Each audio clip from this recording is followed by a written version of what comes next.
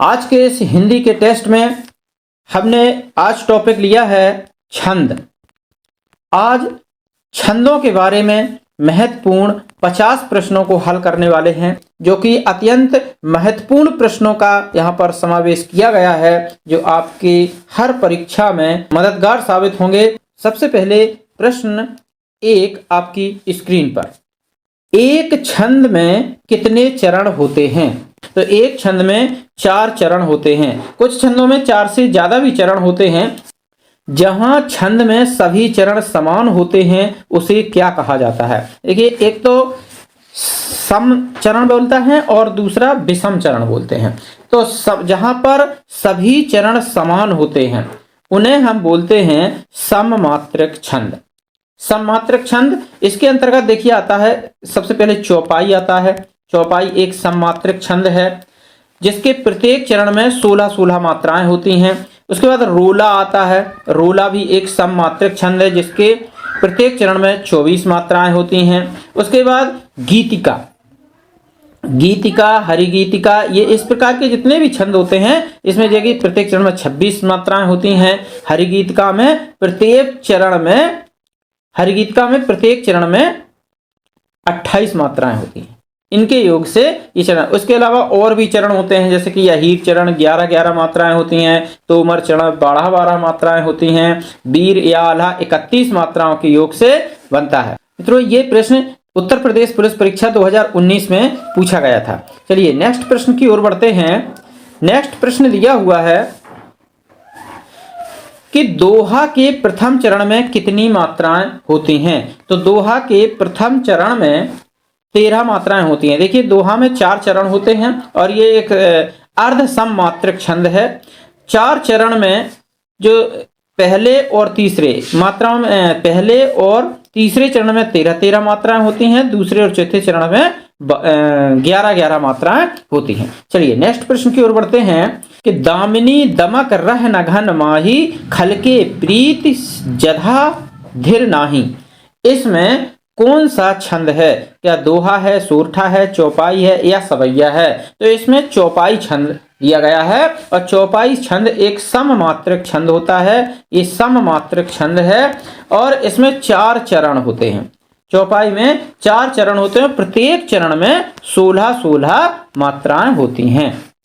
और ये प्रश्न भी उत्तर प्रदेश परीक्षा 2018 में पूछा गया था। नेक्स्ट प्रश्न है कि कुंडलिया छंद में कितने चरण होते हैं? कुंडलिया छंद में, तो कुंडलिया छंद में जो कुंडलिया छंद होता है उसमें 6 चरण होते हैं। 6 चरण कैसे होते हैं? देखिए, कुंडली एक विषम मात्रक छंद है। विषम मात्रक छंद होता है और इसमें 6 चरण होते हैं।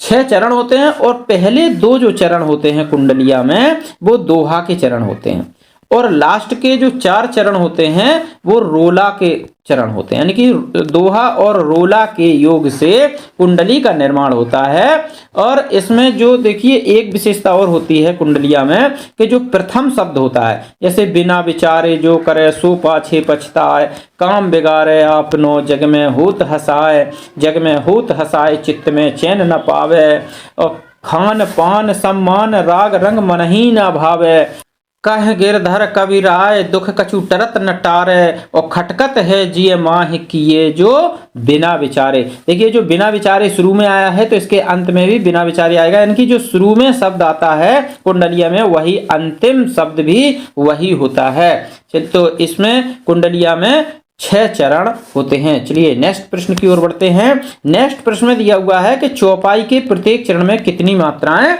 होती हैं? तो चौपाई के प्रत्येक चरण में 16-16 मात्राएं होती हैं और चौपाई एक सममात्रक छंद है जिसमें 4 चरण होते हैं। और अंत में देखिए, चौपाई की एक विशेषता होती है कि अंत में ये ऐसी मात्रा कभी नहीं आएगी और ऐसी मात्रा कभी नहीं आती। ये 2 प्रकार की मात्राएं। अब ये मात्राएं क्या होती हैं ये आपको पता होना चाहिए। देखिए, ये होता है लघु, जिसको ह्रस्व स्वर बोलते हैं। तो ये होता है लघु मात्रा, यानी कि इसकी 1 मात्रा होती है। और ये होता है गुरु माने इसकी 2 मात्राएं होती हैं। गुरु को मतलब 2 मात्राएं और फिर 1 मात्रा, यानी कि इस प्रकार का चौपाई में कभी नहीं आती मात्राएं। या 2 गुरु यानी कि दो गुरु कभी नहीं आते, यानी कि दो मात्राएं ऐसी कभी नहीं आ सकती हैं, लास्ट में दो मात्रा और एक मात्रा, ये कभी नहीं आएगा। और दो गुरु या दो लघु आते रहते हैं इसमें। इसमें दो गुरु यानी कि लास्ट में या तो ऐसे आएंगी मात्राएं या फिर दो लघु आ सकते हैं, यानी कि या फिर दो ऐसे आ सकते हैं, ऐसी मात्राएं आ सकती हैं। तो इसका राइट आंसर ए हो जाएगा 16। ये प्रश्न यूपी टीजीटी परीक्षा 2004 और उत्तर प्रदेश पुलिस परीक्षा 2018 में ये प्रश्न पूछा गया था। नेक्स्ट प्रश्न की ओर बढ़ते हैं। 7वां प्रश्न है कि जो मात्रिक समछंद है, प्रत्येक चरण में 16 मात्राएं होती हैं, उसे हम क्या कहते हैं? तो देखिए उसे हम चौपाई ही कहते हैं। इससे पहले ही प्रश्न में इसी का जिक्र हुआ था कि जो मात्रक समछंद है वो प्रत्येक चरण में 16-16 मात्राएं होती हैं, वह चौपाई छंद होता है। ये उत्तर प्रदेश परीक्षा 2018 में ये प्रश्न आया था। चलिए नेक्स्ट प्रश्न है कि श्री गुरु चरण सरोज रज निजमन मुकुर सुधार वर्णव रघुवर विमल जस जो दायक फलचार में कौन सा छंद है? तो इसमें दोहा छंद है। दोहा की विशेषता होती है कि दोहा के 13 और 11 मात्राओं पर यति होती है, 13 और 11 मात्राओं पर, यानी कि पहले और तीसरे चरण में 13-13 मात्राएं होती हैं और दूसरे और चौथे चरण में 11-11 मात्राएं होती हैं। इसमें ये पहला चरण है, ये दूसरा चरण, ये तीसरा चरण है, ये दूसरा चरण है और ये चौथा चरण है। इनमें इस चरण में और इस चरण में 13-13 मात्राएं होंगी और इस चरण में और इस चरण में 11-11 मात्राएं होती हैं। इनको हम विषम चरण बोलते हैं और इसको सम चरण बोलते हैं। तो अब यदि ये चारों चरण समान होते, एक जैसे होते, मात्राएं बराबर होती, तो ये सममात्रक छंद हो जाता। लेकिन इसमें अलग अलग हैं, यानी कि ये आधा सम इधर से है और आधा सम इधर से, इसलिए इसको अर्ध सम मात्रक छंद कहते हैं। यानी कि दोहा अर्ध सम मात्रक छंद होता है। और चौपाई के 4 चरण होते हैं, चारों चरण में बराबर बराबर मात्राएं होती हैं, यानी कि 16-16 मात्राएं होती हैं, इसलिए उसको सममात्रक छंद कहते हैं। चलिए नेक्स्ट प्रश्न की ओर बढ़ते हैं।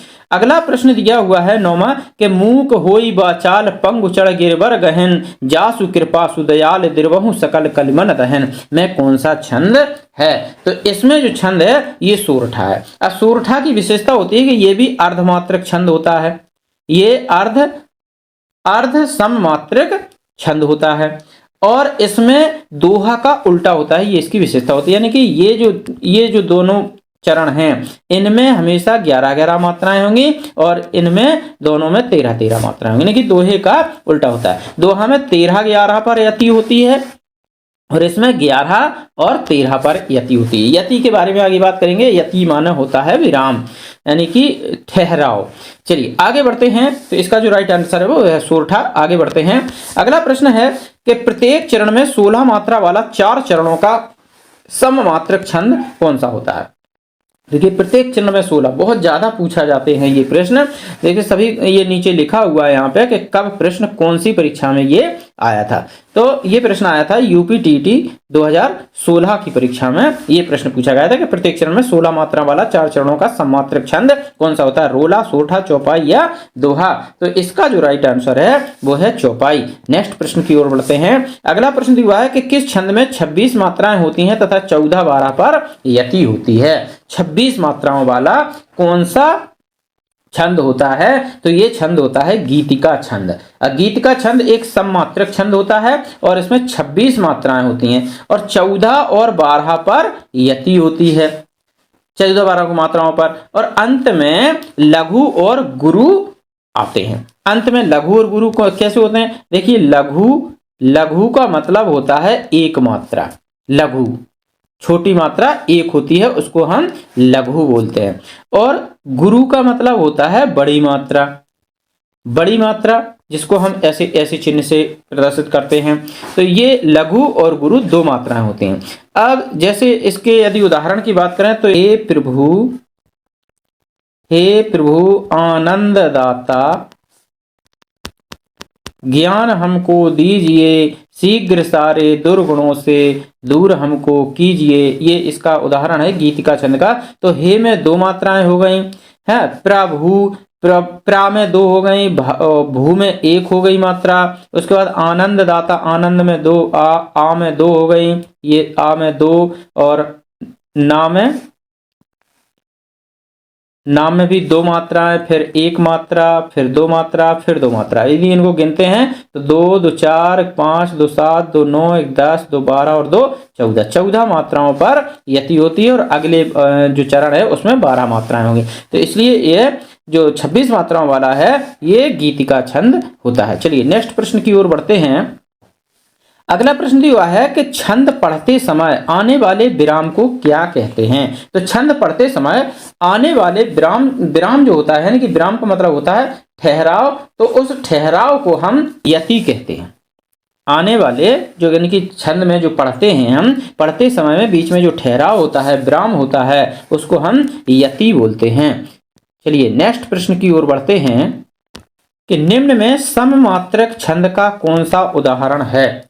सममात्रक छंद, तो सममात्रक छंद इसमें चौपाई है और चौपाई एक सममात्रक छंद है, और जो दोहा है वो अर्ध सममात्रक छंद है, अर्ध सममात्रक छंद, और सोरठा भी अर्ध सममात्रक छंद होता है। चलिए आगे बढ़ते हैं, और ये जो जूनियर इंजीनियर परीक्षा 2016 में ये प्रश्न पूछा गया था। चलिए नेक्स्ट प्रश्न है कि निम्नलिखित में से कौन सा छंद का प्रकार नहीं होता है, यानी कि छंद का प्रकार नहीं है इसमें। देखिए दोहा छंद होता है, सोरठा भी छंद होता है, चौपाई भी छंद होती है, केवल दृष्टांत नहीं होता, क्योंकि दृष्टांत होता है अलंकार, ये छंद नहीं होता, ये अलंकार के अंदर आता है, दृष्टांत अलंकार होता है। नेक्स्ट प्रश्न की ओर बढ़ते हैं कि छंद से संबंधित गणों की संख्या कितनी होती है।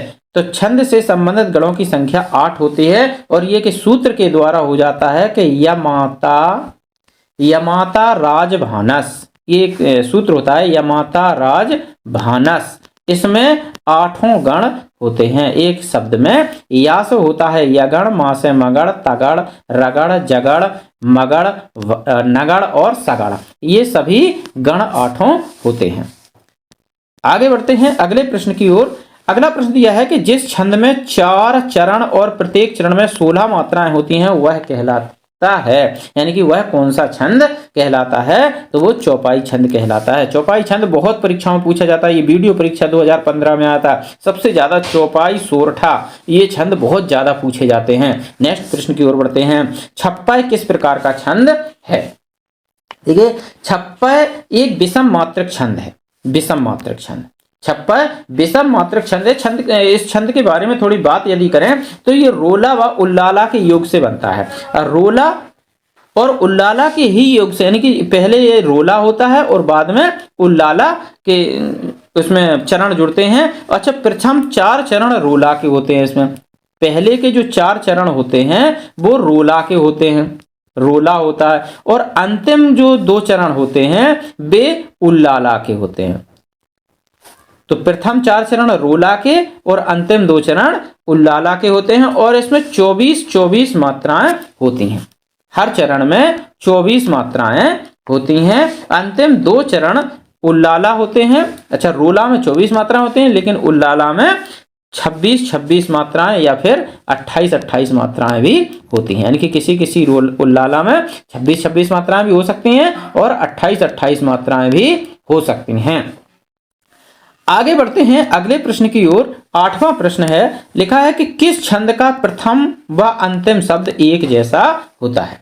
प्रथम और अंतिम का एक जैसा छंद, मतलब एक जैसा शब्द होता है, वो होता है कुंडलिया। जैसा कि अभी थोड़ी देर पहले हमने किसी प्रश्न में बताया था कि बिना विचारे जो करे, गिरधर राय कवि की कुंडली है, बिना विचारे जो करे सो पाछे पछताए, और अंत में भी बिना विचारे आता। कोई भी कुंडली होगी, कुंडली को आप देखना, शुरू के जो चरण होते हैं वो होते हैं दोहा, और अंतिम के जो चरण होते हैं वो होते हैं रोला। यानी कि दोहा और रोला के योग से कुंडली बनती है, और पहला शब्द और अंतिम शब्द दोनों के बराबर होते हैं। और दोहे का जो अंतिम चरण होता है, जैसे बिना विचारे जो करे सो पाछे पछताए, काम बिगाड़े आपनो जग में होत हंसाए, अंतिम चरण है जग में होत हंसाए। तो रोला का प्रथम चरण भी जग में होत हंसाए यही वाला होगा, इधर वाला इधर आके हो जाता है, जग में होत हंसाए चित्त में चैन न पावे।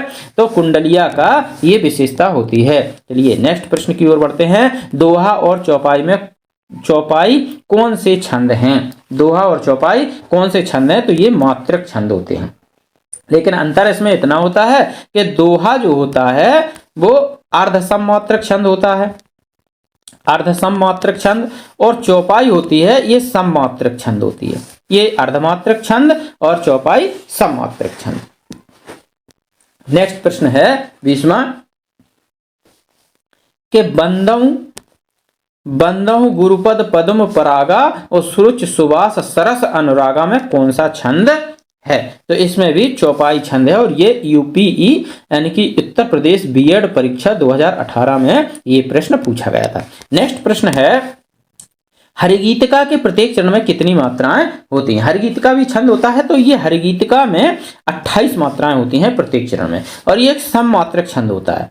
जो होता है सममात्रक छंद होता है, प्रत्येक चरण में 28 मात्राएं होती हैं इसमें, तो इसका राइट आंसर डी हो जाएगा। और 16 और 12 मात्राओं पर इसमें यति होती है, यति माना विराम होता है, अंत में लघु गुरु होता है, यानी कि पहले ऐसी मात्रा आएगी, यानी कि पहले एक मात्रा आएगी, उसके बाद 2 मात्राएं आएंगी। हरिगीतिका की ये विशेषता होती है। चलिए आगे बढ़ते हैं। सुनसिय सत्य आशीष हमारी पूजा ही मन कामना तुम्हारी, इसमें कौन सा छंद का प्रयोग हुआ है? तो इसमें भी चौपाई छंद का प्रयोग हुआ है, और ये उत्तर प्रदेश बीएड परीक्षा 2017 में ये वाला प्रश्न पूछा गया था। चलिए नेक्स्ट प्रश्न है 23वां प्रश्न है कि चौपाई छंद का पूर्व रूप क्या है? तो ये चौपड़ नहीं है, चौपाई है, ये चौपड़ नहीं है, चौपाई है ये। तो पहले ये चौपाई था, चौपाई, लेकिन फिर इसमें थोड़ा सा परिवर्तन हुआ और कुछ सुधार हुआ, तो इसमें आ की मात्रा लग गई, तो ये चौपाई बन गया। पहले चौपाई कहते थे इसको। चलिए आगे बढ़ते हैं। 24वां प्रश्न है, और ये प्रश्न देखिए यूजीसी नेट परीक्षा में ये प्रश्न आया था, यूजीसी नेट परीक्षा में।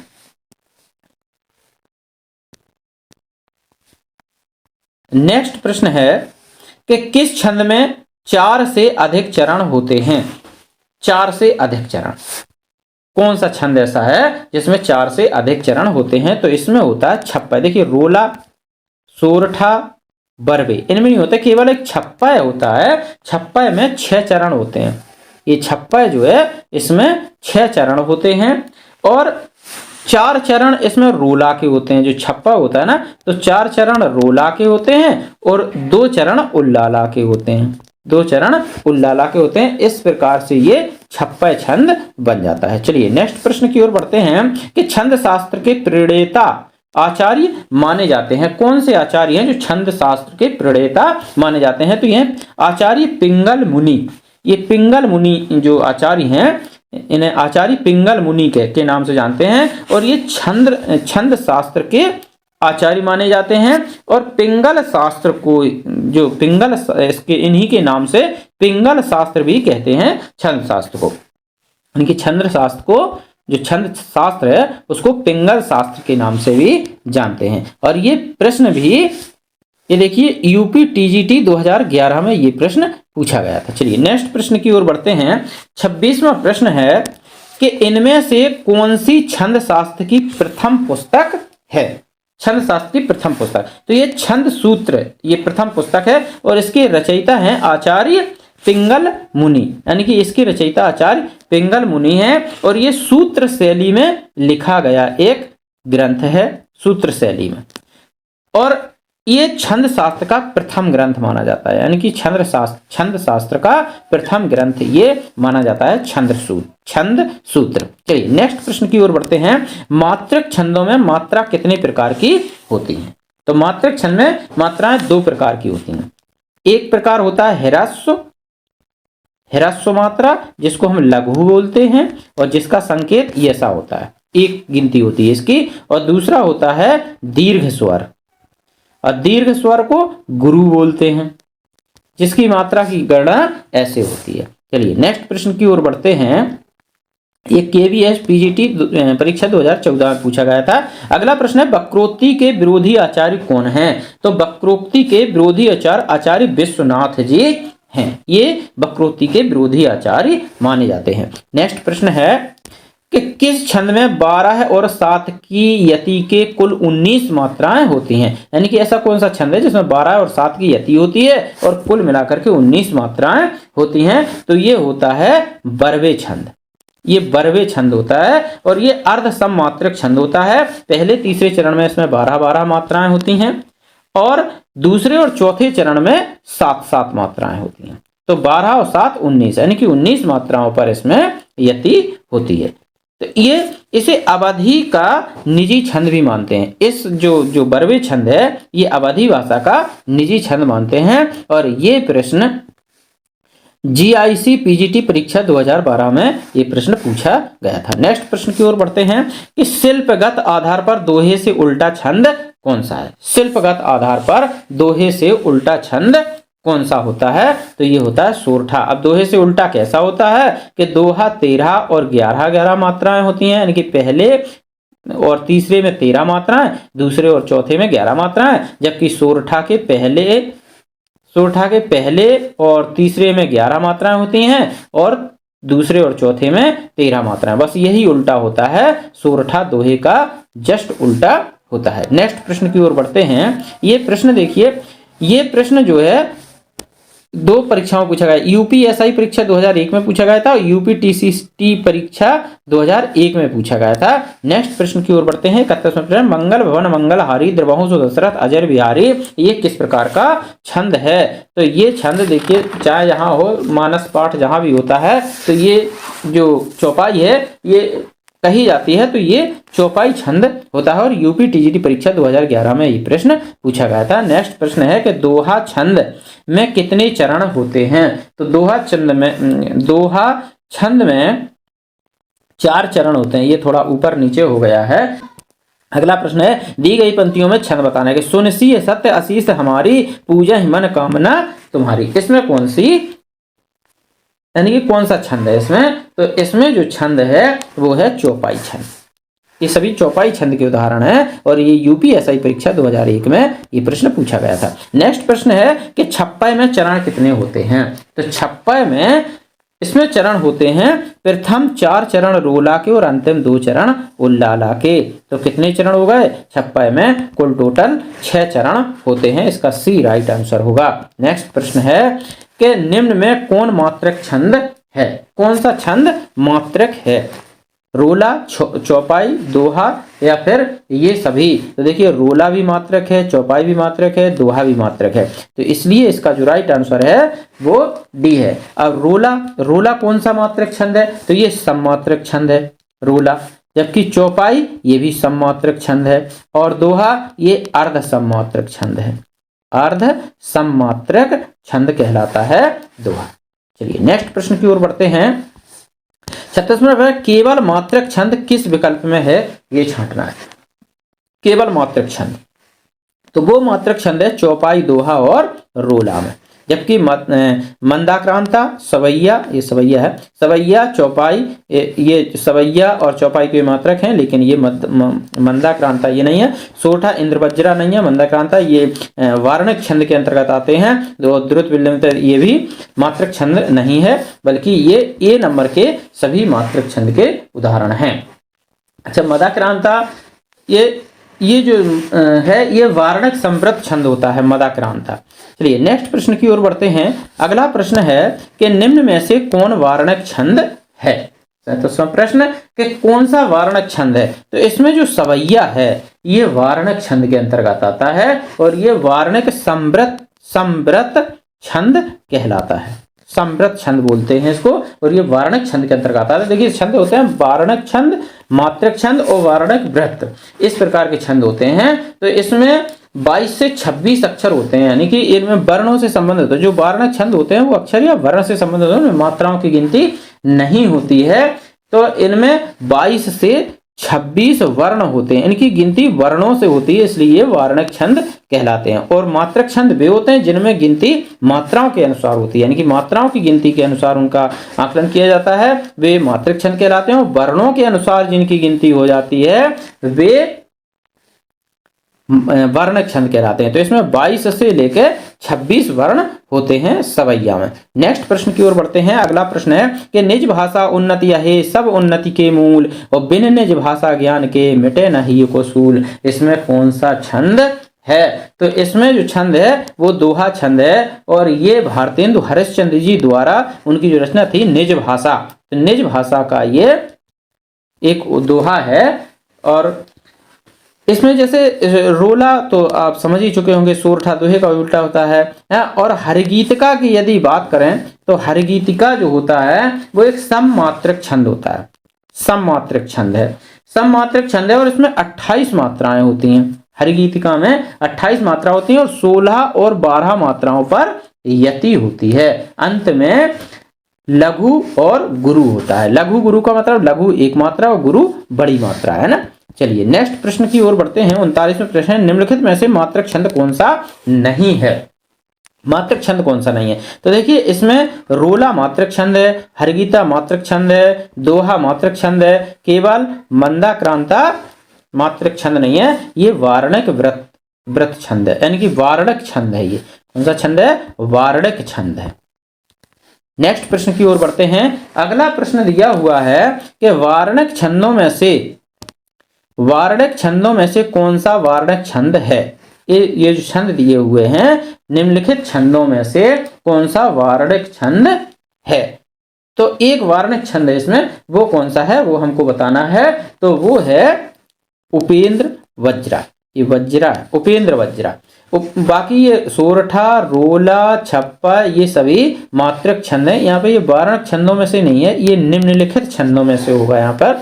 चलिए नेक्स्ट प्रश्न की ओर बढ़ते हैं। अगला प्रश्न है कि सोरठा के प्रथम चरण में कितनी मात्राएं होती हैं? सोरठा के प्रथम चरण में कितनी मात्राएं होती हैं? तो सोरठा के प्रथम चरण में 11 मात्राएं होती हैं, क्योंकि उल्टा होता है 13 और 11। बस ये ध्यान रखना, 13 11 दोहा और 11 13 सोरठा।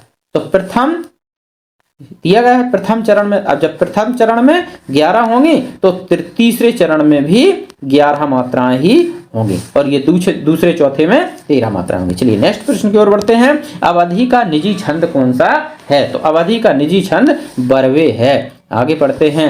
अगला प्रश्न है कि गण में कितने वर्ण होते हैं? गण में कितने वर्ण होते हैं? तो गण में 3 वर्ण होते हैं। चाहे कोई सा भी गण ले लो, या गण मगड़ सगड़ नगड़ रगड़ भगड़, इनमें सभी में 3 वर्ण होते हैं। नेक्स्ट प्रश्न की ओर बढ़ते हैं कि छंद शास्त्र में गति का अर्थ क्या होता है?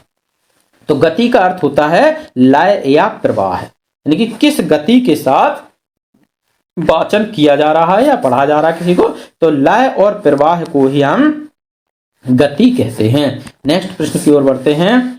अगला प्रश्न है कि दोहा और रोला को मिलाने पर जो छंद बनता है उसे क्या कहते हैं?